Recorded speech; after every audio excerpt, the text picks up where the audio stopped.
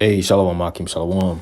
First and foremost, as always, I'm going to give all praise, honor, and glory to Yahawah, Bahashem Yahawashi, Bahashem Rachakwadash. I want to give double honors to the apostles and the elders of Great Millstone that taught us his truth. And as always, much peace, love, and salutation to you elect Akim, that's how you're pushing this word with all truth and sincerity. I'm the brother Tazamah from the Great Millstone Dallas camp, and I'm just coming back with a very brief lesson. Lord willing, is going to be edifying to the body of Yahawah, Bahashem Yahawashi. And I just wanted to do a real quick lesson based upon the new tax rule that requires PayPal, Venmo, Cash App to report annual businesses payments exceeding $600. And we send our tithes, through Cash App or Venmo or PayPal, however each individual camp does it. But we got to be mindful now that these new laws, are being set forth. Really, it's just for it's for monitoring. It's just Esau just cracking down with monitoring the movements of money. And so I just wanted to read this article real quick here. It says the new year has brought in a new tax rule that will see the Internal Revenue Service, IRS, gain intel on the incomes small businesses made through transactions on popular payment apps.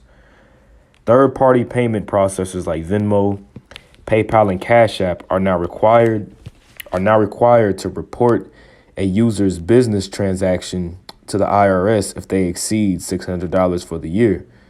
So let's read that part again.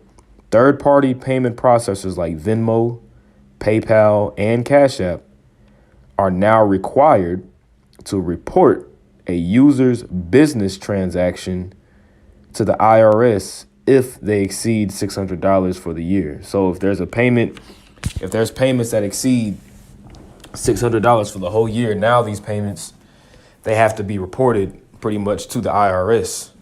Okay. It says, according to Fox Business, the new rule only applies to payments received for goods and services.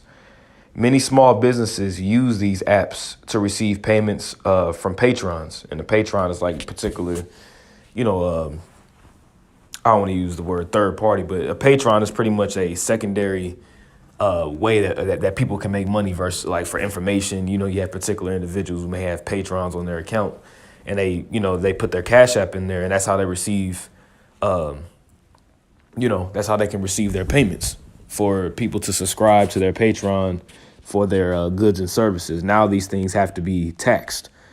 All right. It says this means money exchanged as gifts or favors isn't taxable, and property sold at a loss is also excluded. All right. So that's all that I'm going to read here. And the main reason why I want to do this lesson is because now, like I said earlier, the way that we send our tithes for the camp and for the apostles and the elders, typically, we may use Cash App or Venmo, like I said. However, each individual camp has it set up. Make sure that whenever you send the tithes, you don't don't say like tithe to the apostles as the description, don't say tithes or anything like that. Just say a gift or favor within the description so that, just so that the IRS, when this money's being sent, if they want to have any kind of intel or anything regarding the transaction, according to as it's worded, it is a gift, it's a favor. So it's just being mindful of how we're putting our descriptions in for however we send our tithes.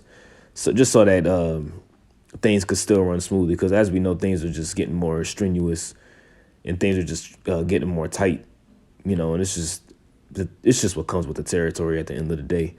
So I just want to do this real quick lesson. Lord willing, it's edifying. Until the next time, I want to say shalom.